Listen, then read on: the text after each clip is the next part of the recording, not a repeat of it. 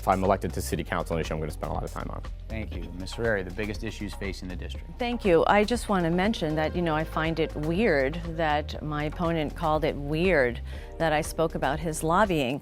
He has a track record of he has a lot of donors, some of his most notorious donors, and he's speaking about tenants issues. Some of his donors have a track record of harassing tenants and pushing them out of their rent-stabilized apartments. And I think that, this needs to be exposed, and they need to understand what it is that Keith has really done, and they need to look at who his contributors are, who his donors are, and who his clients were.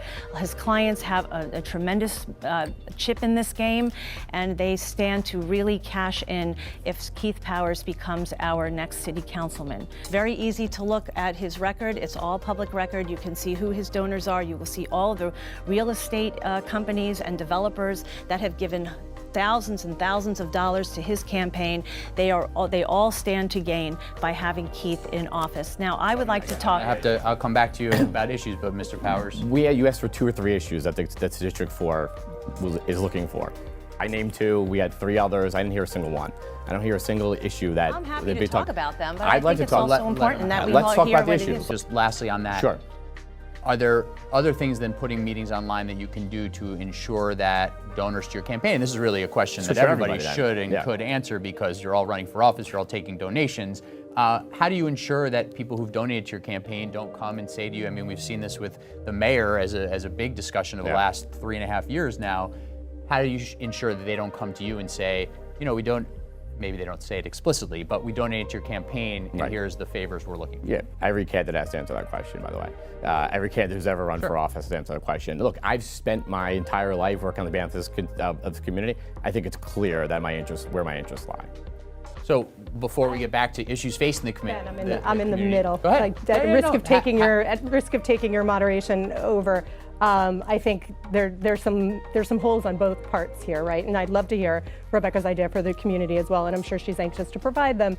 But Keith has not spent his entire life working for the community. For the past number of years, he's worked in a lobbying firm. In addition, his good government reform actually looked at ways that he felt he needed to pledge not to be in touch with his firm.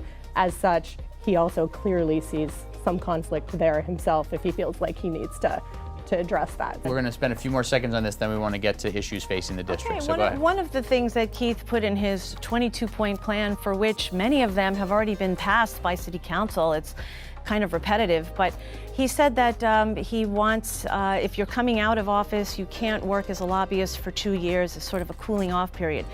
But what about beforehand? You shouldn't be able to work as a lobbyist for 2 years. You need a cooling off period before you come into office. It's not just about afterward. He's coming into office and bringing clients with him that are stand to gain. And when you want to talk about being the chief of staff for Jonathan Bing, one of the things you did was lead a fight against teachers and to repeal and pull away the restrictions for firing them needlessly. That is just, I'm sorry, it's out and out wrong.